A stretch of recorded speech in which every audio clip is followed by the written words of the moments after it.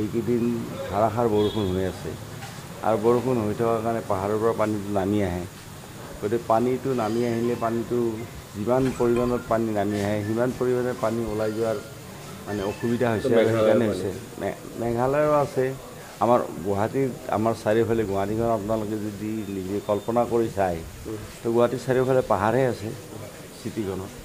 গতিকে তাত যেতিয়া পাহাৰত বৰষুণ হয় সেই বৰষুণৰ পানীখিনি তললৈকে নামি আহে আৰু যোৱাৰ যিটো আউটলেট সেই আউটলেটটো যিমান পৰিমাণৰ পানী নামি আহে সিমান পৰিমাণৰ আউটলেট আমি মানে সিমান পৰিমাণৰ পানী ওলাই যোৱাৰ সুবিধা নাই।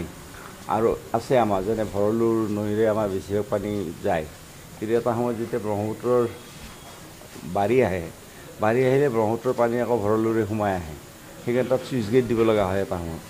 গতিকে তেনেকুৱা এটা সমস্যা আছে। গতিকে এতিয়া বিভাগৰ ফালৰ পৰা এইটো এটা বিজ্ঞানসন্মত কিবা আঁচনি এটা লোৱাৰ কাৰণে তেওঁলোকে চিন্তা চৰ্চা কৰি আছে।